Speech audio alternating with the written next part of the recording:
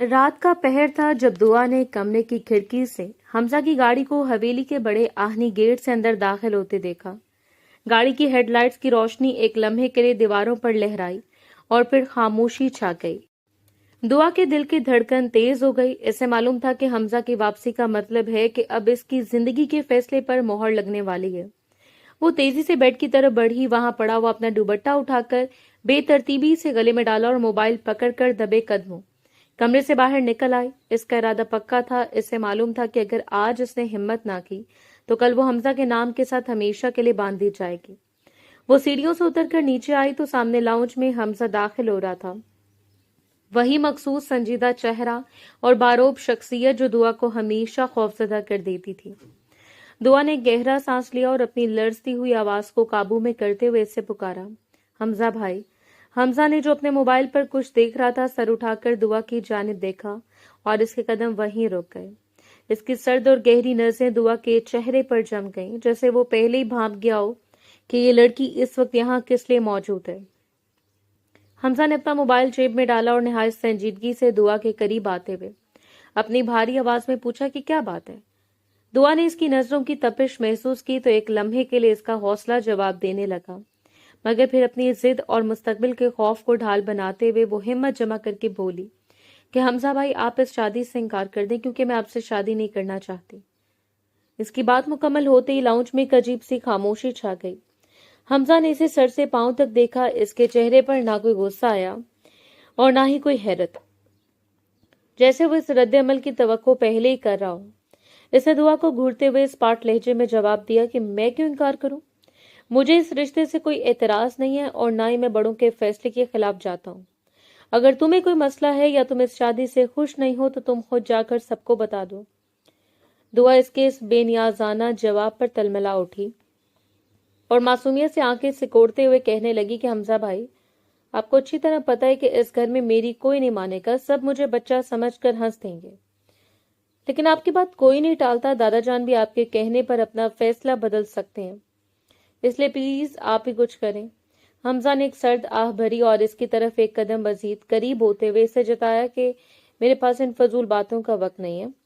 जितना दिमाग तुम इन खुराफात को सोचने में जाया करती हो, अगर इतना अपनी पढ़ाई पर लगाओ तो कॉलेज में टॉप कर जाओ। जाओ अब यहाँ से और जाकर सो जाओ।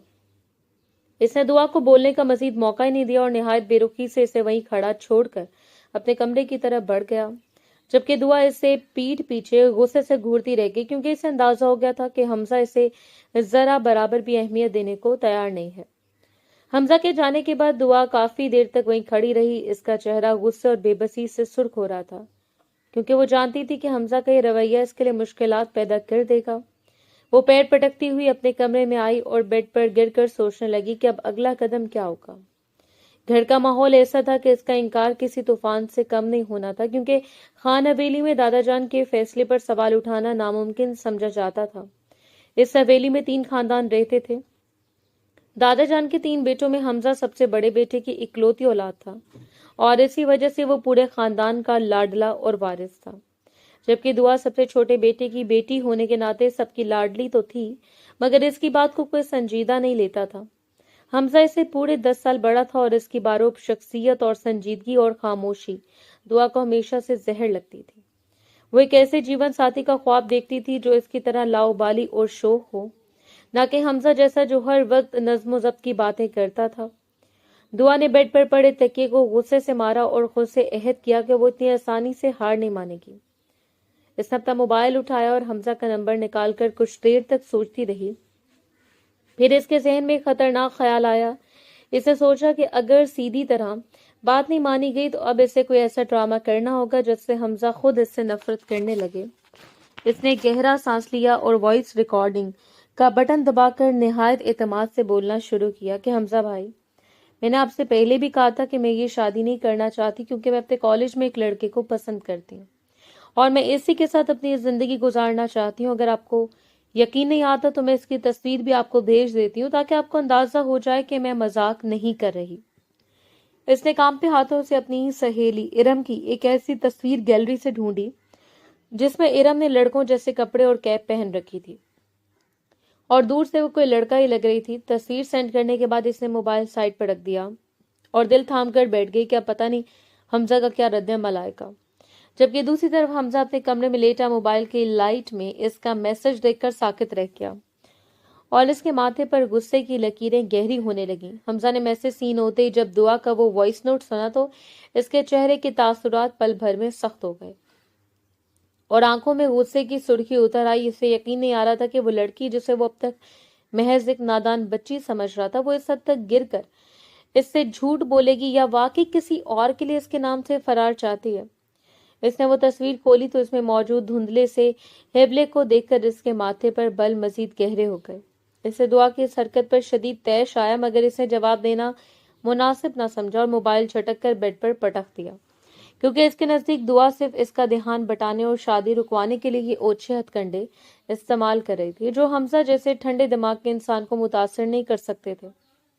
دوسری طرف دعا اپنے کمرے میں بے چینی سے ٹہل رہی تھی۔ وہ بار بار موبائل اٹھا کر دیکھتی کہ میسج سین ہوا ہے یا نہیں، اور جب اس نے دیکھا کہ حمزہ نے میسج پڑھ لیا ہے مگر کوئی جواب نہیں دیا تو اس کی دھڑکنیں قابو سے باہر ہونے لگیں۔ اسے لگا کہ شاید اب حمزہ غصے میں آ کر دادا جان کو سب بتا دے گا اور حویلی میں اس کی رسوائی ہو جائے گی۔ وہ اسی خوف اور ادھورے منصوبوں کی پریشانی میں تڑپتی رہی۔ کبھی اسے لگتا کہ حمزہ کل صبح انکار کر دے گا اور کبھی اسے اپنی ہی جھوٹی کہانی پر پچھتاوا ہونے لگتا، مگر پھر بھی وہ یہ سوچ کر خود کو تسلی دیتی کہ آزادی کے لیے کچھ تو قیمت چکانی ہی پڑے گی۔ اسے نیند نہیں آ رہی تھی۔ وہ کھڑکی کے پاس جا کر پھیلے اندھیرے کو دیکھنے لگی جہاں کل تک اس کی زندگی کے رنگ واضح تھے، اب وہاں صرف الجھنیں ہی الجھنیں تھیں۔ وہ رات بھر اسی کشمکش میں رہی کہ صبح جب وہ ناشتے کی میز پر سب کا سامنا کرے گی تو کیا حمزہ اسے سب کے سامنے ذلیل کرے گا یا خاموشی سے اس کی جان چھوڑ دے گا۔ اسی سوچ و بچار میں کب اس کی آنکھ لگی اسے پتہ ہی نہ چلا اور وہ ادھورے خواب لیے صبح کے ہنگامے کے انتظار میں سو گئی۔ اگلی صبح جب دعا کی آنکھ کھلی تو سورج کی روشنی کمرے میں پھیل چکی تھی۔ وہ ہڑبڑا کر اٹھی اور سب سے پہلے اپنا موبائل چیک کیا، مگر حمزہ کی طرف سے کوئی پیغام موجود نہیں تھا۔ اس نے گہرا سانس لیا اور ڈرتے ڈرتے نیچے آئی۔ اس سے یقین تھا کہ اب تک حویلی میں طوفان آ چکا ہوگا اور حمزہ نے اس کے وائس نوٹ کا تذکرہ سب سے کر دیا ہوگا، مگر جب وہ لاؤنج میں پہنچی تو وہاں کا منظر بالکل معمول کے مطابق تھا۔ دادا جان ہمیشہ کی طرح صوفے پر بیٹھے اخبار پڑھ رہے تھے اور ساتھ چائے کی چسکیاں لے رہے تھے۔ دعا نے ہمت جمع کر کے انہیں سلام کیا تو انہوں نے اخبار سے نظریں ہٹائے بغیر ہی پیار سے جواب دیا، جس سے دعا کو تھوڑا سکون ہوا کہ ابھی تک بات ان تک نہیں پہنچی۔ وہ کچن میں گئی جہاں اس کی اماں اور دونوں تائیاں ناشتہ تیار کرنے میں مصروف تھیں۔ کچن میں داخل ہوتے ہی اس کی ماں نے اسے ڈانٹتے ہوئے کہا کہ اب اپنی نیندیں پوری کر لو، کیونکہ 2 دن بعد تمہارا نکاح ہے اور سسرال جا کر یہ لاڈ پیار نہیں ملے گا۔ دعائیں سن کر ہکا بکا رہ گئی۔ اس کا مطلب تھا کہ حمزہ نے ابھی تک کسی سے کوئی بات نہیں کی تھی اور وہ خاموشی سے سب تماشا دیکھ رہا تھا۔ اسے حمزہ پر شدید غصہ آیا کہ اس نے اتنے بڑے اعتراف کے بعد بھی کوئی رد عمل کیوں نہیں دیا اور اسے ذرا برابر اہمیت کیوں نہیں دی۔ وہ کچن کی کرسی پر بیٹھ کر ناشتہ کرنے لگی، مگر اس کا دماغ اب بھی نئے منصوبے بنا رہا تھا۔ اسے لگا کہ حمزہ شاید اسے آزما رہا ہے یا اسے ڈرپوک سمجھ رہا ہے، اس لیے وہ خاموش ہے۔ دعا نے تہیہ کر لیا کہ اگر حمزہ خود انکار نہیں کرے گا تو وہ شام کو چائے کے وقت سب کے سامنے خود کوئی ایسا دھماکہ کرے گی کہ رشتہ جڑنے سے پہلے ٹوٹ جائے۔ وہ اپنی سوچوں میں گم تھی کہ تبھی حمزہ لاؤنج سے گزرتے ہوئے کچن میں داخل ہوا اور اس نے ایک سرسری سی نظر دعا کے پریشان چہرے پر ڈالی، مگر اس کے تاثرات اتنے اسپاٹ تھے کہ دعا کو سمجھ ہی نہیں آئے کہ اس کے دل میں کیا چل رہا ہے۔ حمزہ کا یہ سکون دعا کے لیے کسی بڑے خطرے کی گھنٹی جیسا تھا، مگر وہ اپنی ضد میں اس قدر اندھی ہو چکی تھی کہ اسے اپنی رسوائی کا احساس تک نہ رہا۔ شام کے سائے گہرے ہوتے ہی حویلی کے تمام افراد حسب معمول وسیع و عریض لاؤنج میں جانے کے لیے اکٹھے ہو رہے تھے۔ یہ وہ وقت ہوتا تھا جب گھر کے تمام مرد ڈیرے سے واپسی کے بعد کچھ دیر خاندان کے ساتھ گزارتے تھے۔ دعا کا دل سینے میں ہتھوڑے کی طرح بج رہا تھا، کیونکہ اسے معلوم تھا کہ خاموشی سے اب کام نہیں چلے گا اور اب اسے خود ہی اس جمود کو توڑنا ہوگا۔ وہ بار بار لاؤنج کے مرکزی دروازے کی طرف دیکھ رہی تھی جہاں سے حمزہ کو داخل ہونا تھا، مگر وہ ابھی تک نہیں آیا تھا۔ دادا جان نے چائے کی پیالی ہاتھ میں تھامتے ہوئے شادی کے انتظامات اور مہمانوں کی فہرست پر بات شروع کی تو سب ہی پرجوش نظر آئے۔ دعا کے باپ نے بھی اپنی بیٹی کی طرف محبت بھری نظروں سے دیکھا، مگر دعا نے نظریں جھکا لی کیونکہ اسے لگ رہا تھا کہ وہ ان سب کے مان کا خون کرنے والی ہے۔ ابھی بات چیت چل ہی رہی تھی کہ دعا نے ہمت جمع کی اور کانپتی آواز میں سب کو مخاطب کرتے ہوئے کہا اس سے بہت ضروری بات کرنی ہے۔ سب کی نظریں اچانک اس پر مرکوز ہو گئیں اور ایک پل کے لیے وہاں خاموشی چھا گئی۔ دعا نے ایک لمبا سانس لیا اور اپنی آواز میں مضبوطی لاتے ہوئے بولی کہ وہ حمزہ بھائی سے شادی نہیں کر سکتی کیونکہ اسے حمزہ بالکل پسند نہیں ہے۔ ابھی وہ اپنی بات کی وضاحت کرنے والی تھی کہ سب کی نظریں اس کے پیچھے دروازے پر ٹھٹک گئیں، جہاں حمزہ کسی سے فون پر بات کرتا ہوا داخل ہو رہا تھا۔ دعا کے الفاظ سن کر حمزہ کے قدم وہیں رک گئے اور اس نے فون کان سے ہٹا کر نہایت سرد نظروں سے دعا کی پشت کو دیکھا۔ سب کے چہروں پر حیرت اور تجسس دیکھ کر دعا مزید دباؤ میں آ گئی اور اپنی بات کو وزنی بنانے کے لیے اس کے ذہن میں جو پہلا اوچھا جملہ آیا وہ بول پڑی کہ حمزہ بھائی کا رنگ کالا ہے اور وہ میرے جوڑ کے نہیں ہے، اس لیے میں یہ شادی نہیں کروں گی۔ دعا کے اس جملے پر چند لمحے تو وہاں سناٹا رہا اور پھر اچانک سب کے کہکے بلند ہونے لگے، کیونکہ حمزہ کا رنگ کالا نہیں بلکہ گندمی اور بےحد پرکشش تھا۔ سب اسے دعا کی بچپنا اور شرارت سمجھ کر ہنسنے لگے، مگر حمزہ جو اب تک ساکت کھڑا تھا، اس کا چہرہ ذلت اور غصے کے احساس سے تمتما اٹھا۔ اس نے اپنی سرخ ہوتی آنکھوں سے دعا کو دیکھا جو اب سب کے ہنستے ہوئے چہرے دیکھ کر مزید بوکھلا گئی تھی، کیونکہ اس کا یہ وار بھی خالی گیا تھا۔ حمزہ نے ایک لفظ کہے بغیر وہاں سے رخ موڑا اور تیزی سے سیڑھیاں چڑھ کر اپنے کمرے کی طرف چلا گیا، جبکہ دعا کو پہلی بار یہ احساس ہوا کہ اس نے حمزہ کی مردانہ انا اور اس کی عزت نفس پر کتنا گہرا وار کیا ہے۔ مگر اب تیر کمان سے نکل چکا تھا۔ سب کے کہکوں اور مذاق اڑانے والے رویے نے دعا کو مزید اشتعال دلا دیا تھا۔ اسے لگ رہا تھا کہ جیسے اس گھر میں اس کی زبان کی کوئی وقت ہی نہیں ہے۔ دادا جان نے ہنستے ہوئے دعا کو پیار سے جھڑکا اور کہنے لگے کہ پاگل لڑکی، رنگت سے کیا ہوتا ہے، مرد کا کردار اور اس کی عزت دیکھی جاتی ہے، اور حمزہ تو اس پورے علاقے کا سب سے وجیح اور با کردار جوان ہے، تم بس ابھی نادان ہو اس لیے ایسی باتیں کر رہی ہو۔ دعا نے تڑپ کر سب کی طرف دیکھا، اسے رونا آ رہا تھا کہ کوئی بھی اس کے دل کی بات نہیں سمجھ رہا، جبکہ اس کی ماں نے اسے آنکھیں دکھاتے ہوئے خاموش رہنے کا اشارہ کیا اور زبردستی کچن میں بھیج دیا۔ دوسری طرف حمزہ اپنے کمرے میں پہنچ کر بری طرح تلملا رہا تھا۔ اسے بچپن سے سب نے عزت دی تھی اور آج اس چھوٹی سی لڑکی نے پورے خاندان کے سامنے اس کی رنگت کا مذاق اڑا کر اسے نیچا دکھایا تھا۔ اسے وہ وائس نوٹ یاد آیا جو دعا نے اس سے بھیجا تھا۔ اس کا غصہ اب ٹھنڈا ہونے کی بجائے ایک فیصلے میں بدل رہا تھا۔ اسے سوچ لیا تھا کہ اگر دعا کو اس کی رنگت اور شخصیت سے اتنی نفرت ہے تو وہ اس کی ضد کا مزہ چکھا کرے گا۔ وہ کمرے میں ادھر سے ادھر ٹہلتا رہا، غصے کی لہریں اس کے پورے وجود میں سرایت کر چکی تھیں۔ اسے اپنی توہین محسوس ہو رہی تھی کہ وہ لڑکی جس کے لیے اس نے ہمیشہ ایک بڑے بھائی جیسا تحفظ فراہم کیا، وہ اس کے بارے میں اتنی گھٹیا سوچ رکھتی ہے۔ رات کے کھانے پر بھی جب سب اکٹھے ہوئے تو حمزہ کی خاموشی سب سے پہلے زیادہ گہری اور خوفناک تھی۔ اس نے دعا کی طرف ایک بار بھی نہیں دیکھا، جبکہ دعا بار بار چوری چھپے اس کا چہرہ دیکھنے کی کوشش کر رہی تھی تاکہ جان سکی کہ اس کے دل میں کیا چل رہا ہے۔ حمزہ کا اسپاٹ چہرہ کسی آنے والے طوفان کا پتہ دے رہا تھا۔ وہ بس مناسب وقت کا انتظار کر رہا تھا کہ کب وہ اپنا آخری کارڈ کھیلے گا اور دعا کو اس کی اوقات یاد دلائے گا، جبکہ دعا یہ سمجھ بیٹھی تھی کہ شاید ان کی اس بات سے اب یہ رشتہ خود ہی ٹوٹ جائے گا۔ نکاح میں اب صرف 2 دن باقی تھے اور حویلی سے مہمانوں کی آمد کا سلسلہ شروع ہو چکا تھا، مگر حمزہ اور دعا کے درمیان پھیلی یہ سرد جنگ کسی بڑے دھماکے کی بنیاد رکھ رہی تھی جو نکاح والے دن سب کو ہلا کر رکھ دینے والا تھا۔ نکاح کا دن آن پہنچا تھا اور پوری خان حویلی روشنیوں میں نہائی ہوئی تھی۔ صحن میں مہمانوں کا ہجوم تھا اور ہر طرف شادی کی گہما گہمی تھی، مگر دعا کے دل میں ایک عجیب سی ویرانی اور گھبراہٹ ڈیرے ڈالے ہوئے تھی۔ وہ سفید رنگ کے بھاری شرارے اور کامدار کرتی میں ملبوس، سر پر دوپٹہ سٹ کی اور ماتھے پر ٹیکا سجائے کسی اپسرا سے کم نہیں لگ رہی تھی، مگر اس کے چہرے پر موجود زردی اس کے اندرونی کرب کو ظاہر کر رہی تھی۔ اسے بار بار یہ خیال آ رہا تھا کہ حمزہ نے اب تک کسی سے کوئی شکایت نہیں کی، کیا واقعی وہ اس کی تمام باتوں کو نظر انداز کر کے اس سے نکاح کر لے گا؟ تبھی اس کی کزن سارا اور دوسری لڑکیاں اسے تیار کر کے لاؤنج میں لے آئیں، جہاں پورے خاندان کے مرد جمع تھے اور نکاح خواہ کا انتظار ہو رہا تھا۔ دعا کی نظریں بے اختیاری میں حمزہ کی طرف اٹھیں جو سیاہ شیروانی میں ملبوس نہایت باوقار اور پرکشش لگ رہا تھا، مگر اس کی آنکھوں میں آج وہ پہلے والی نرمی نہیں بلکہ ایک عجیب سی فاتحانہ چمک اور سرد مہری تھی۔ ابھی نکاح کی کارروائی شروع ہونے والی تھی کہ حمزہ نے اچانک ہاتھ اٹھا کر سب کو رکنے کا اشارہ کیا۔ سب کے چہروں پر حیرت پھیل گئی، ایک دم خاموشی چھا گئی۔ حمزہ نے اپنے چچا یعنی دعا کے باپ کی طرف دیکھتے ہوئے نہایت संजीदगी से कहा कि वो ये निकाह नहीं कर सकता। ये सुनते ही दुआ के दिल की धड़कन एक पल के लिए रुक गई। इसे लगा कि शायद इसकी मुराद पूरी हो गई है, मगर अगले लम्हे हमजा ने अपना मोबाइल निकाला और बुलंद आवाज में कहा कि चचा जान, आपकी बेटी इस रिश्ते से खुश नहीं है क्योंकि ये किसी और को पसंद करती है और मैं ऐसी लड़की का बोझ नहीं उठा सकता जो मेरे नाम का लिबादा ओढ़कर किसी और के ख्वाब देखती हो। इसने दुआ का वो वॉइस नोट प्ले कर दिया जिसमें वो किसी और को पसंद करने का इकरार कर रही थी। वॉइस नोट की आवाज पूरे लाउंज में गूंजी तो जैसे सब पर सख्ता तारी हो गया। दुआ को लगा जैसे इसके पैरों तले से जमीन निकल गई है। इसने कभी सोचा भी ना था कि हमजा सबके सामने इसे इस तरह रुस्वा करेगा।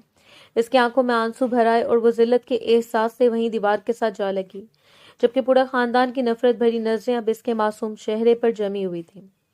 निकाह की खुशियां पल भर में मातम में बदल गईं और हमजा की खामोशी इंतकामी आग ने दुआ के मान के तमाम ब्रिज उलट कर रख दिए। वॉइस नोट खत्म होते ही हवेली के इस पुरहजूम लाउंज में ऐसी होलनाक खामोशी छाई कि सबके सांस लेने की आवाजें भी वाज़ेह सुनाई देने लगी थी। दुआ के बाप का चेहरा जो चंद लम्हे पहले फख्र से तिमतमा रहा था, अब एकदम जर्द पड़ गया और गुस्से की लहर इनकी रग रग में दौड़ गई। इन्होंने आगे बढ़कर दुआ के चेहरे पर एक जोरदार थप्पड़ दे मारा जिसकी गूंज ने वहां मौजूद हर शख्स को लर्जा कर रख दिया। दुआ जो पहले ही सदमे में थी, इस अचानक वार से संभल न सकी और फर्श पर गिरती चली गई। इसकी आंखों से आंसू का सैलाब रवा था, मगर जुबान जैसे तालू से चिपक गई थी। दादा जान ने सोफे से उठते हुए धाड़ कर कहा कि ये इस लड़की ने हमारे खानदान की गैरत को खाक में मिला दिया। इसे इसी वक्त यहाँ से निकाल दो, इसे मौत की घाट उतार दो। हमजा जो ये सब तमाशा देख रहा था, इसके चेहरे पर एक फातिहाना मुस्कुराहट आई, मगर इसकी आंखों में अब भी दुआ के लिए शदीद नफरत और हकारत थी। दुआ की माँ और ताइयां जो इसे भी नाजो नम से तैयार करके लाई थी, अब इसे कोस रही थी कि इसकी पाकदामनी पर सवाल उठा रही थी। हमजा ने निहायत सर्द मेरी से कहा कि चचा जान, मैंने आपको हकीकत दिखा दी, अब इस लड़की का फैसला आप खुद करें, क्योंकि मैं तो अब इसका साया भी अपने घर में बर्दाश्त नहीं करूंगा। दुआ ने धुंधलाई नजरों से हमजा की तरफ देखा जिसने इसे रुसवाई के इस मुकाम पर ला खड़ा किया था जहां से वापसी का कोई रास्ता नहीं था। इसके अपने घर वाले जो उस पर जान छिड़कते थे, अब इसे कत्ल करने की बातें कर रहे थे। जिल्लत और खौफ के इस माहौल में दुआ को अपनी जान निकलती महसूस हो रही थी। वो फर्श पर पड़ी ससक रही थी, मगर कोई इसे उठाने वाला नहीं था। सबके दिल इसके लिए पत्थर हो चुके थे और हमजा की खामोश दुश्मनी ने इसका वो मान तोड़ दिया था जो इसे अपनी मासूमियत और जिद पर था। हवेली के लाउंज में जैसे कयामत टूट पड़ी थी। हर तरफ से उठने वाली लानत, मलामत और नफरत भरी आवाजें दुआ के कानों के पर्दे फाड़ रही थी। दादा जान का गुस्सा आसमान को छू रहा था। इन्होंने गुस्से से लड़ती आवाज में दुआ के बाप से कहा कि एहसान, अभी इसी वक्त इस स्याह बग को यहाँ से ले जाओ और कहीं दफना दो। इसने हमारी नस्लों की इज्जत का सौदा किया। दुआ के बाप जिनकी गैरत पल पल में मर रही थी, इन्होंने एक बार फिर दुआ को बालों से पकड़ कर उठाया और इसे घसीटते हुए कमरे की तरफ लेकर ताकि इसे वहां कैद कर सके, जबकि दुआ की चीखें और माफिया किसी के दिल को मोम न कर सकी और इसे अपनी माँ से को भी इसे बचाने की बजाय सीना पीट रही थी। दूसरी तरफ हमजा जो इस सारे हंगामे का मरकज था, इसके चेहरे पर एक अजीब सी बेहिसी छाई हुई थी, जैसे इसे इस बात से कोई फर्क नहीं पड़ता कि इसके एक वॉइस नोट ने एक लड़की की जिंदगी को मौत के दहाने पर ला खड़ा किया। अभी लाउंज पे तनाव बरकरार ही था कि हमजा के तायाजान ने एक नया मशवरा दिया कि बाहर मेहमानों का हुजूम है और अगर बारात खाली हाथ लौटी तो हम कहीं मुंह दिखाने के काबिल नहीं रहेंगे। इसलिए बेहतर है कि हमजा का निकाह अभी इसी वक्त सारा से कर दिया जाए ताकि खानदान की लाज रह जाए। हमजा जब तक खामोश था, इसने एक नजर सारा की तरफ देखा जो अपनी जीत पर अंदर ही अंदर मुस्कुरा रही थी, और फिर दादा जान के कहने पर हमजा ने बगैर किसी एतराज के सर झुका दिया, जैसे वो दुआ को ये जताना चाहता हो कि इसकी जगह कोई भी ले सकता है। दुआ को जब कमरे में बंद किया गया तो इसे बाहर से निकाह के कलमात और मुबारकबादों की आवाजें सुनाई देने लगी। इसे एहसास हुआ कि जिस हमजा को वो नीचा दिखाना चाहती थी, इसने इसे पल भर में अपनी जिंदगी से निकालकर किसी और को इसका मुकाम दे दिया है, और खुद दुआ इस घर में एक गुनहगार की हैसियत से कैद होकर रह गई है। इसने कमरे की दीवार से लगकर घुटनों में सर दे दिया। अब ना इसके पास कोई जिद थी और ना कोई रास्ता, सिर्फ पछतावा और वो भी जिल्लत थी जो इसका मुकद्दर बन चुकी थी। दुआ कमरे के अंदर जमीन पर ढेर थी, जबकि बाहर ढोलक की थाप और मुबारकबादों का शोर इसके जख्मों पर नमक छिड़क रहा था। इसे यकीन नहीं आ रहा था कि जो हमजा इसे अपनी जान से ज्यादा अजीज रखता था, वो इतनी संगदिली से इसे जलील करने के बाद किसी और का हाथ थाम लेगा। इससे बाहर से आने वाली हर आवाज एक तीर की तरह लग रही थी जो इसके वजूद के पार हो रही थी। इसे अपनी जिंदगी अंधेरे गार की तरह लगने लगी जहां से निकलने का कोई रास्ता नहीं था। کیونکہ اس کے اپنے ہی باپ نے اسے خاندان کی بدنامی قرار دے کر ہمیشہ کے لیے اس کے کمرے کو اس کا زندان بنا دیا تھا۔ جب رات کی تاریکی پھیلی اور حویلی میں خاموشی چھائی تو دعا نے ہمت جمع کر کے کھڑکی سے باہر دیکھا، جہاں دور دور تک اس سے کوئی اپنا نظر نہیں آیا۔ اس نے اسی وقت فیصلہ کیا کہ وہ یہاں رہ کر گھٹ گھٹ کر مرنے کے بجائے اس جگہ کو ہمیشہ کے لیے چھوڑ دے گی جہاں اس کے اپنوں نے اسے سنے بغیر مجرم قرار دے دیا تھا۔ اس نے کانپتے ہاتھوں سے الماری سے اپنی چند ضروری کپڑے اور بیگ میں ٹھونسے اپنی جویلری جو اس کی ماں نے اسے بڑے ارمانوں سے پہنائی تھی اتار کر میز پر رکھ دی، جیسے وہ اس گھر کی ہر شے سے دستبردار ہو رہی ہو۔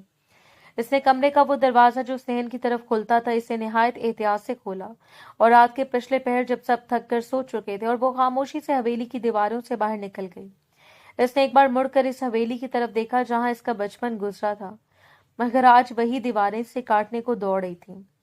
وہ اندھیری سڑک پر تیز قدموں سے چلنے لگی۔ اس کی آنکھوں میں آنسو تھے مگر قدموں میں ایک عجیب سی مضبوطی تھی، کیونکہ اسے معلوم تھا کہ اب اس کا کوئی گھر نہیں ہے اور اسے اپنی پہچان خود بنانی ہوگی۔ جبکہ پیچھے حویلی میں حمزہ اور سارا کے نکاح کی خوشیاں اس کے پیچھے چھوٹنے والے مان کی راکھ پر منائی جا رہی تھی۔ اگلی صبح جب خان حویلی میں سورج طلوع ہوا تھا تو خوشیوں کے بجائے ایک بار پھر کہرام مچ گیا، کیونکہ دعا کا کمرہ خالی تھا اور الماری سے بکھرے ہوئے کپڑے اس کے فرار کی گواہی دے رہے تھے۔ دعا کی ماں نے جب خالی بیڈ دیکھا تو سینہ پیٹنا شروع کر دیا، جبکہ احسان خان شرمندگی اور غصے کے مارے دیوار سے جا لگے۔ انہیں یقین نہیں آ رہا تھا کہ ان کی بیٹی اتنی جرأت کر سکتی ہے کہ گھر سے بھاگ جائے۔ دادا جان نے غصے میں لرزتے ہوئے اعلان کر دیا کہ آج سے اس لڑکی کا نام اس گھر میں نہیں لیا جائے گا، وہ ہمارے لیے مر چکی ہے۔ جبکہ حمزہ اس خبر کو سن کر بےحد خاموش ہو گیا تھا، مگر اس کی مٹھیاں بھینچی ہوئی تھیں جو اس کے اندرونی اشتعال کا پتہ دیتی تھی۔ دوسری طرف دعا شہر جانے والی ایک بس میں بیٹھی کھڑکی سے باہر تیزی سے پیچھے چھوٹتے درختوں کو دیکھ رہی تھی۔ اس کا دل ڈر سے لرز رہا تھا، مگر اب واپسی کا کوئی راستہ نہیں تھا۔ اسے شہر پہنچ کر اپنی سہیلی ارم کے پاس پناہ لینی تھی، جو اسے پہلے ہی ہمت دلا چکی تھی۔ حویلی میں اسی دن حمزہ اور سارا کی رخصتی کی مختصر سی تقریب ہوئی، جس میں کوئی چہل پہل نہیں تھی۔ حمزہ کے چہرے پر نکاح کے باوجود وہ خوشی نہیں تھی جو ایک دولہے کے چہرے پر ہونی چاہیے تھی۔ وہ بار بار دعا کے خالی کمرے کی طرف دیکھتا جہاں سے اسے ذلت ملی تھی۔ سارا اپنی جیت پر نازا تھی کہ آخرکار وہ اس گھر کی بڑی بہو اور حمزہ کی بیوی بننے میں کامیاب ہو گئی ہے، مگر اسے اندازہ نہیں تھا کہ حمزہ کا دل اب پتھر ہو چکا ہے جس میں کسی کے لیے کوئی جگہ نہیں تھی۔ دعا نے شہر پہنچ کر ارم کے ہاسٹل میں پناہ لی اور اپنے آنسو پونچھ کر یہ عہد کیا کہ وہ اپنی تعلیم مکمل کرے گی اور ثابت کرے گی کہ وہ نہیں تھی جو سب نے اسے سمجھ لیا تھا۔ اس سے اپنا موبائل فون اور پرانی سم نکال کر پھینک دی تاکہ ماضی کا کوئی بھی سایہ اس کے حال تک نہ پہنچ سکے۔ حویلی میں اب دعا کا ذکر ایک گناہ کی طرح ممنوع قرار دیا گیا تھا اور زندگی بظاہر معمول پر آنے لگی تھی، مگر حمزہ کی آنکھوں میں موجود وہ ویرانی اور دعا کا ادھورا مان کسی آنے والے بڑے طوفان کا پیش خیمہ تھا۔ وقت کا پہیہ تیزی سے گھومنے لگا اور دیکھتے دیکھتے 3 سال کا طویل عرصہ بیت گیا۔ ان 3 سالوں میں خان حویلی کی رونقیں ماند پڑ چکی تھیں اور گھر کے در و دیوار پر ایک عجیب سی خاموشی نے ڈیرے ڈال لیے تھے۔ حمزہ اور سارا کی ازدواجی زندگی بظاہر پرسکون تھی، لیکن حمزہ کے دل میں دعا کی یاد ایک ایسی چبھن بن کر رہ گئی تھی جو اسے کبھی چین نہیں لینے دیتی تھی۔ سارا نے اپنی پوری کوشش کی کہ حمزہ کے دل میں جگہ بنا سکے، مگر حمزہ کا رویہ اس کے ساتھ ہمیشہ رسمی اور سرد ہی رہا۔ اس دوران اللہ نے انہیں ایک بیٹی سے نوازا جس کا نام انہوں نے عنایا رکھا، لیکن عنایا کی پیدائش کے کچھ ہی عرصے بعد سارا ایک جان لیوا بیماری کا شکار ہو کر اس دنیا سے رخصت ہو گئی، جس سے حمزہ کی زندگی میں ایک اور خلا پیدا ہو گیا۔ اب حمزہ اپنی ننھی بیٹی عنایا کی پرورش میں مگن تھا اور اس نے خود کو مکمل طور پر اپنے کاروبار اور بیٹی کے لیے وقف کر دیا تھا۔ دوسری طرف شہر کے ایک متوسط علاقے میں دعا، جو اب نور کے نام سے جانی جاتی تھی، ایک پرائیویٹ اسکول میں بطور استانی اپنے فرائض سر انجام دے رہی تھی۔ ان 3 سالوں میں اس نے اپنی تعلیم مکمل کی اور اپنی محنت کے بلبوتے پر ایک خود مختار عورت بن کر ابھری تھی۔ اس کا لباس اب سادہ مگر باوقار تھا اور اس کی آنکھوں میں وہ پرانی شوخی نہیں بلکہ ایک گہرا ٹھہراؤ آ چکا تھا۔ وہ ہر روز اسکول جاتی اور وہاں کے بچوں کو اپنی تمام تر محبت اور توجہ دیتی، جیسے وہ ان معصوم روحوں میں اپنا کھویا ہوا بچپن تلاش کر رہی ہو۔ عنایا جو اب 3 سال کی ہو چکی تھی، اتفاق سے اس اسکول کے پلے گروپ میں داخل ہوئی جہاں دعا پڑھاتی تھی۔ عنایا اپنی ٹیچر نور سے بے حد مانوس ہو گئی تھی اور روز گھر آ کر اپنے پاپا کو نور مس کے قصے سناتی۔ جنہیں سن کر حمزہ کے دل میں اکثر یہ خیال آتا کہ وہ کون ہے جس نے اس کی خاموش بیٹی کو اتنا باتونی بنا دیا ہے۔ اس سے کیا معلوم تھا کہ قدرت ایک بار پھر ان کے بکھرے ہوئے راستوں کو ملانے کی تیاری کر رہی ہے، اور وہ لڑکی جسے اس نے ذلیل کر کے نکالا تھا وہی اب اس کی بیٹی کا کل اثاثہ بن چکی ہے۔ ایک دن اسکول میں چھٹی کے وقت عنایا بھاگتی ہوئی دعا کے پاس آئی اور اس کا ہاتھ تھام کر ضد کرنے لگی کہ آج اس کے پاپا اسے لینے آ رہے ہیں اور وہ چاہتی ہے کہ اس کی نور مس اس کے پاپا سے ملے۔ دعا نے مسکراتے ہوئے عنایا کے سر پر ہاتھ پھیرا۔ اس سے کیا معلوم تھا کہ اسکول کے گیٹ کے باہر کھڑی وہ سیاہ چمچماتی گاڑی کس کی ہے۔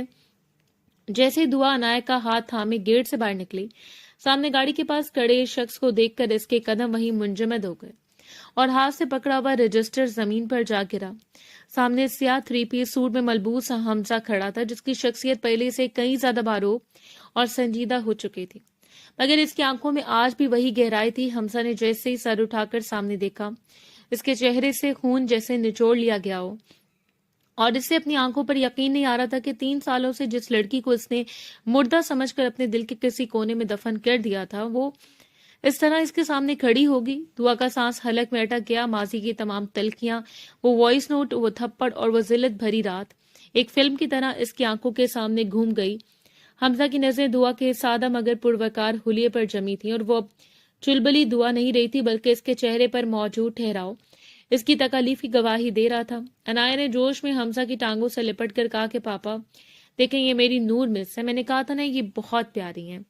حمزہ کے لب جیسے سل گئے تھے، وہ کچھ کہنا چاہتا تھا مگر آواز اس کا ساتھ نہیں دے رہی تھی، جبکہ دعا نے پل بھر میں خود کو سنبھالا اور بنا کچھ کہے زمین سے اپنا رجسٹر اٹھایا اور تیز قدموں سے واپس اسکول کی عمارت کے اندر بھاگ گئی، جیسے وہ کسی جن بھوت سے بچ کر نکل رہی ہو۔ حمزہ وہیں کھڑا اسے جاتے ہوئے دیکھتا رہا۔ اس کے دل کی دھڑکنیں اس قدر تیز تھیں کہ اسے اپنا دم گھٹتا محسوس ہو رہا تھا۔ اسے اندازہ ہو گیا تھا کہ قدرت نے اسے معافی کا ایک موقع دیے، یا شاید اس کے لیے کیے کی سزا کا دوسرا مرحلہ شروع ہو چکا ہے۔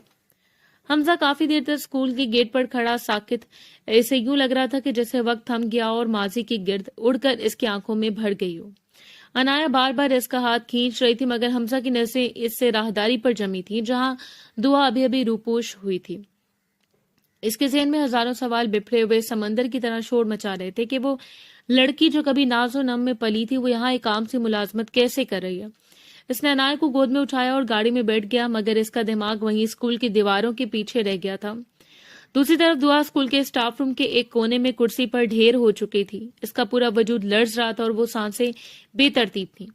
اسے یقین نہیں آ رہا تھا کہ حمزہ اسے یہاں ہی ڈھونڈ نکالے گا۔ اس سے وہ تمام زخم دوبارہ ہرے ہوتے ہوئے محسوس ہوئے جو اس نے بڑی مشکل سے سیے تھے۔ اسے عنایا کی معصومیت یاد آئی تو اس کا دل مزید کٹ گیا۔ وہ بچی جس سے وہ پچھلے کئی ماہ سے اپنی اولاد کی طرح محبت کر رہی تھی، وہ اسی شخص کی بیٹی تھی جس نے دعا کی زندگی برباد کی تھی۔ دعا نے فیصلہ کیا کہ وہ کل سے اسکول نہیں جائے گی۔ وہ دوبارہ اس شخص کا سامنا کرنے کی سخت نہیں رکھتی تھی جس نے اسے بھری محفل میں تماشا بنایا تھا، مگر پھر اسے عنایا کا وہ معصوم چہرہ یاد آیا جو اسے مما کی طرح چاہتی تھی، اور وہ اسی کشمکش میں مبتلا ہو گئی کہ کیا وہ ایک بچی کی محبت کی خاطر اپنی اس دشمن کا سامنا کر پائے گی۔ رات بھر حمزہ بھی نہ سوچ سکا، اور اس نے سارا کے جانے کے بعد کبھی نہیں سوچا تھا کہ زندگی سے دوبارہ اس موڑ پر لا کھڑا کرے گی جہاں اسے اپنی غلطیوں کا حساب دینا پڑے گا۔ اسے رہ رہ کر وہ رات یاد آ رہی تھی جب اسے دعا کا وائس نوٹ سب کو سنایا تھا، اور آج دعا کا وہ خاموش اور صابر چہرہ اسے اپنی نظروں میں گنہگار ثابت کرا۔ اس نے تہیہ کر لیا کہ وہ کل دوبارہ جائے گا، اس بار بھاگنے کے لیے نہیں بلکہ ان تمام سوالوں کے جواب لینے کے لیے جو 3 سالوں سے اس کے سینے میں دفن تھے۔ اگلے دن حمزہ وقت سے پہلے اسکول کے گیٹ پر موجود تھا۔ اس کی بے چینی اسے ایک پل بھی بیٹھنے نہیں دے رہی تھی۔ جیسے چھٹی کی گھنٹی بجی، اس کی نظریں بے تابی سے اسکول کے داخلی راستے پر جم گئیں۔ تھوڑی دیر میں دعا عنایا کا ہاتھ تھامے باہر نکلی، مگر آج اس کے چہرے پر نقاب تھا اور وہ نہایت تیزی سے قدم اٹھا رہی تھی جیسے وہ حمزہ کی موجودگی سے پہلے ہی باخبر ہو۔ حمزہ نے آگے بڑھ کر ان کا راستہ روکا اور نہایت دھیمی مگر گہری آواز میں پکارا، دعا مجھے تم سے بات کرنی ہے۔ دعا کے قدم وہیں رک گئے۔ اس نے عنایا کا ہاتھ تھوڑی سختی سے تھاما اور بغیر سر اٹھائے اسپاٹ لہجے میں جواب دیا کہ اس کی نور میں اس کو کسی اجنبی سے کوئی بات نہیں کرنی اور وہ اسے راستہ دے۔ حمزہ کو اس کے لہجے کی تلخی نے اندر تک ہلا کر رکھ دیا تھا۔ اسے وہ وقت یاد آیا جب دعا اس کے سامنے چہکتی تھی اور آج وہ اسے اجنبی کہہ رہی تھی۔ حمزہ نے عنایا کو دیکھا جو حیرت سے اپنے پاپا اور ٹیچر کو دیکھ رہی تھی۔ پھر اس نے نہایت عاجزی سے کہا کہ وہ عنایا کی خاطر ہی صحیح مگر ایک بار اس کی بات سن لے، کیونکہ عنایا اپنی ماں کو اسی میں تلاش کرتی ہے۔ دعا نے ایک سرد آہ بھری اور نقاب کے پیچھے سے اپنی بھیگی آنکھوں کو چھپاتے ہوئے کہا کہ جس شخص نے ایک بار بھری محفل میں اس کی عزت اچھالی تھی، وہ آج کس منہ سے ممتا اور رشتوں کی دہائی دے رہا ہے۔ اس نے حمزہ کو وہیں کھڑا چھوڑا اور عنایا کا ہاتھ حمزہ کی طرف بڑھاتے ہوئے خود تیزی سے ایک رکشے میں بیٹھ کر وہاں سے روانہ ہو گئی، جبکہ حمزہ وہیں سڑک کے بیچوں بیچ کھڑا اپنی شکست کا تماشا دیکھتا رہ گیا۔ اس سے پہلی بار احساس ہوا کہ معافی مانگنا اتنا آسان نہیں ہوتا جتنا اسے سمجھ لیا تھا، اور دعا وہ نادان لڑکی نہیں رہی تھی جسے وہ اپنی مرضی سے جھکا سکے۔ اس رات حمزہ نے فیصلہ کیا کہ وہ دعا کے گھر کا پتہ لگائے گا اور اسے اس کی محرومیوں کا حساب دے کر ہی دم لے گا۔ حمزہ نے ہار نہیں مانی اور اسکول کے ریکارڈ سے دعا کا پتہ نکلوا کر اسی شام اس کے چھوٹے سے کرائے کے مکان پر جا پہنچا۔ جب دعا نے دروازہ کھولا اور سامنے حمزہ کو کھڑا پایا تو اس کے چہرے پر خوف کے بجائے ایک عجیب سی بیزاری چھا گئی۔ اس نے دروازہ بند کرنا چاہا، مگر حمزہ نے مضبوطی سے ہاتھ رکھ کر اسے روک دیا اور نہایت شکستہ لہجے میں التجا کی کہ دعا اسے صرف 5 منٹ دیتے تاکہ وہ اپنا بوجھ ہلکا کر سکے۔ دعا نے گہرا سانس لیا اور پیچھے ہٹ کر اسے اندر آنے کا راستہ دے دیا۔ وہ دونوں اس مختصر سے کمرے میں آمنے سامنے بیٹھے تھے جہاں دعا نے پچھلے 3 سال غربت میں محنت میں گزارے تھے۔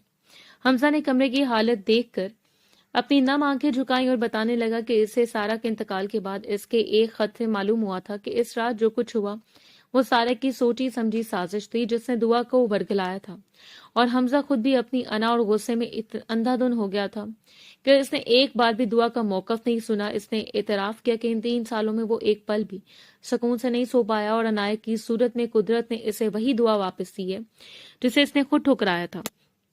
دعا خاموشی سے اس کی باتیں سنتی رہی، اس کی آنکھوں سے آنسو بہہ کر اس کے گالوں پر لکیریں بنا رہے تھے، مگر اس کا دل ابھی بھی پتھر کی طرح سخت تھا۔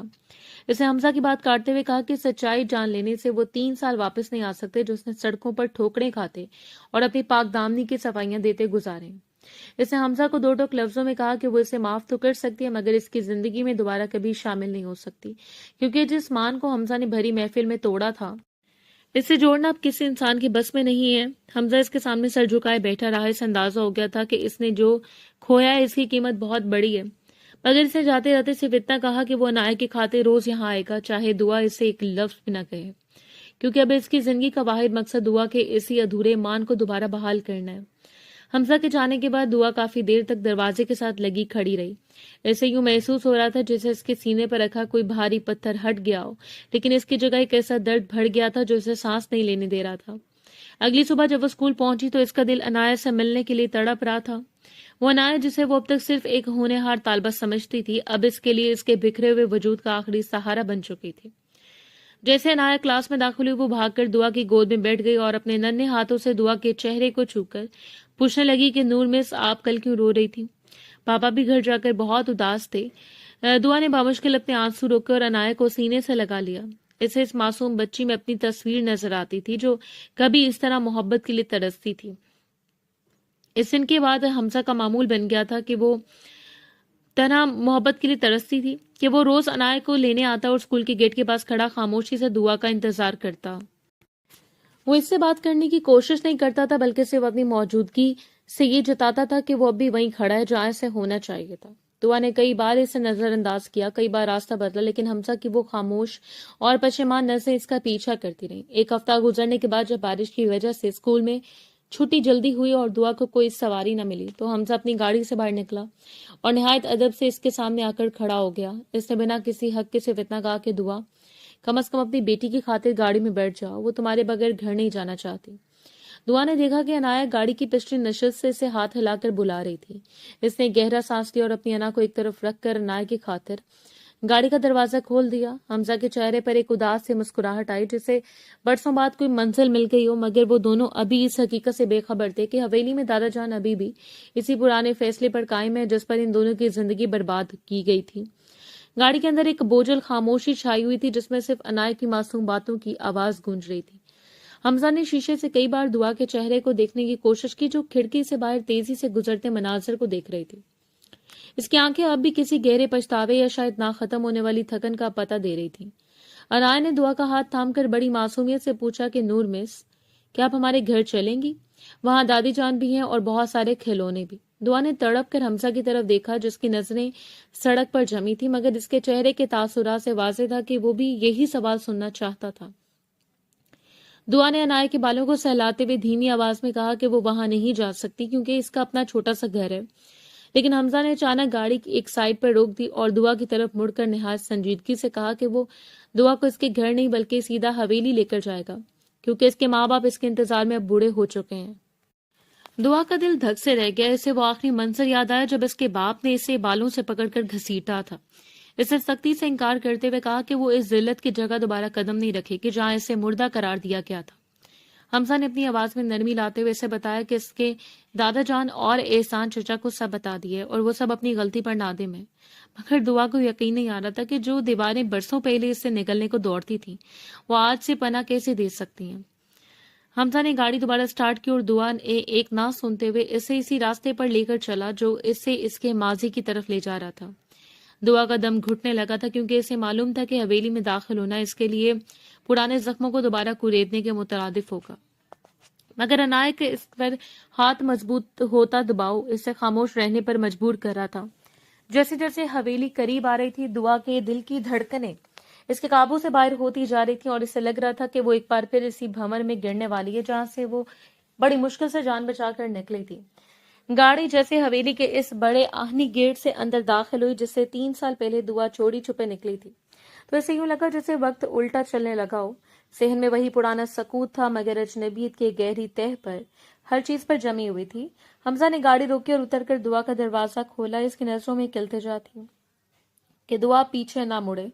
दुआ ने लड़ते कदमों से जमीन पर पांव रखा। इसके सामने वही वसीओ अरीज लाउंज का दरवाजा था जहां इसे जलील किया गया था। जैसे वो अंदर दाखिल हुई, सामने सोफे पर दादा जान बैठे थे।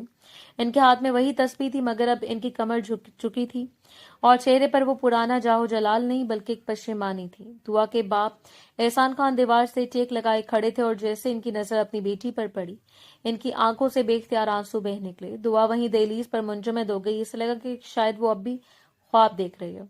अनाया भागती हुई दादा जान की गोद में जा बैठी और इशारे से बताया कि देखे मैं मिस नूर को ले आई हूँ। दादा जान ने कांपती आवाज में दुआ को पुकारा और इससे अपने करीब आने का इशारा किया, मगर दुआ के कदमों में जैसे बेड़ियां पड़ी थी। हमजा ने इसके पीछे खड़े होकर इसे हौसला दिया, जिस पर दुआ सिसकियां भरती हुई आगे बढ़ी और दादा जान के कदमों में बैठ गई। एहसान खान ने आगे बढ़कर अपनी बेटी के सर पर हाथ रखा और इससे माफी मांगने लगे। वो मंजर इतना रकत अमेज था कि हवेली के दरो दीवार भी जैसे रोने लगे। दुआ को एहसास हुआ कि नफरत की वो दीवार जो बरसों पहले खड़ी की गई थी आज अपनों के आंसुओं से गिर चुकी है, मगर इसके दिल में हमजा के लिए अब भी एक अजीब सा पर्दा हायल था जो इसे ये मानने नहीं दे रहा था कि ये सब हकीकत है। हमजा दूर खड़ा इस मंजर को देख रहा था। इससे सुकून तो मिला कि दुआ अपने घर वापस आ गई है, मगर इसे मालूम था कि दुआ के दिल में अपना मुकाम दोबारा हासिल करने के लिए इसे अभी बहुत लंबा सफर तय करना है। रात का खाना खामोशी के साय में गुजर गया, मगर ये होलनाक खामोशी नहीं थी जो बरसों पहले इस हवेली का मुकद्दर बनी थी। दुआ को इसके पुराने कमरे में ठहराया गया जहां सब कुछ वैसा ही था जैसे वो छोड़कर गई थी। वही अलमारी, वही खिड़की और वही दीवारें जो कभी इससे कैद खाना लगती थी, आज वो अपनी पनाह महसूस हो रही थी। वो कमरे में अकेली बैठी खिड़की के बाहर चांद को देख रही थी कि दरवाजे पर दस्तक हुई। हमजा हाथ में दूध का गिलास लिए एक दूसरी गोद में सोई हुई अनाया को संभाले हुए खड़ा था। इसने खामोशी से अनाया को बेड पर लिटाया और दुआ की तरफ मुड़कर निहायत धीमी आवाज में कहा, दुआ मैं जानता हूँ कि ये सब तुम्हारे लिए बहुत मुश्किल है, मगर अनाया ने आज पहली बार सुकून से अपनी माँ की खुशबू में सांस लिया है। दुआ ने कोई जवाब नहीं दिया। वो सिर्फ अनाया के मासूम चेहरे को देखती रही। हमजा कुछ देर रुक कर दोबारा बोला, तुम्हारे बाप और दादा ने मुझसे तुम्हारे निकाह की बात की, मगर मैंने इन्हें कह दिया है कि इस बार फैसला हमजा खान का नहीं बल्कि सिर्फ दुआ का होगा। मैं तुम्हें कोई मजबूरी या एहसान का एहसास नहीं दिलाना चाहता। अगर तुम चाहो तो कल ही मैं तुम्हें शहर वापस छोड़ आऊंगा और अगर तुम रहना चाहो तो इस घर की छत पर और मेरा नाम हमेशा तुम्हारा मुंतजर रहेगा। दुआ ने पहली बार सर उठाकर हमजा की आंखों में देखा जहां अब गरूर की जगह सिर्फ एक इल्तिजा थी। इसने थकी हुई आवाज में पूछा, और इस वॉइस नोट का क्या हुआ हमजा? वो काला रंग, वो नफरत, वो जिल्लत, क्या वो सब भूल जाना इतना ही आसान है? हमजा ने एक तल्ख मुस्कुराहट के साथ जवाब दिया, वो वॉइस नोट आज भी मेरे पास महफूज है, मगर अब वो मुझे तुम्हारी नफरत की नहीं बल्कि अपनी जहालत की याद दिलाता है जिसने एक हंसती खेलती लड़की को मरने पर मजबूर कर दिया था। दुआ मैं तुम्हें वो मान वापस देना चाहता हूँ जो मैंने खुद तोड़ा था। वो ये कहकर कमरे से बाहर निकल गया, मगर दुआ के दिल में एक हलचल मचा गया। इसे समझ नहीं आ रहा था कि वो इस शख्स को दोबारा अपनी जिंदगी में जगह दे یا اپنی اس آزادی کو برقرار رکھے جو اس نے 3 سال کی کڑی محنت سے حاصل کی تھی۔ انایا نے نیند میں دعا کا ہاتھ پکڑ لیا اور اس لمس نے دعا کے تمام ارادوں کو ایک پل میں کمزور کر دیا۔ اسے لگ رہا تھا کہ شاید قدرت نے اسے اس بچی کے ذریعے ایک نیا راستہ دکھایا ہے، مگر کیا وہ راستہ اسے دوبارہ اسی مقام پر لے جائے گا جہاں صرف دکھ تھے؟ کئی ماہ گزر گئے اور حویلی کی فضاؤں میں دعا کی ہنسی دوبارہ سے رچ بس گئی تھی۔ حمزہ نے اپنے قول کے مطابق دعا پر کبھی کوئی فیصلہ مسلط نہیں کیا، بلکہ وہ ہر روز اپنے عمل سے اس ٹوٹے ہوئے مان کی کرچیاں چنتا رہا، بس دعا کی چھوٹی چھوٹی ضرورتوں کا خیال رکھتا، اسے وہی عزت دیتا جس کی وہ حقدار تھی۔ ایک شام جب سورج حویلی کے پیچھے غروب ہو رہا تھا، دعا صحن میں بیٹھی انایا کو سبق پڑھا رہی تھی۔ حمزہ ڈیرے سے واپس آیا اور دور کھڑا اس منظر کو دیکھنے لگا۔ ایسے لگا جیسے اس کی زندگی کی ساری رونقیں ان دو ہستیوں کے گرد سے مٹ آئی ہیں۔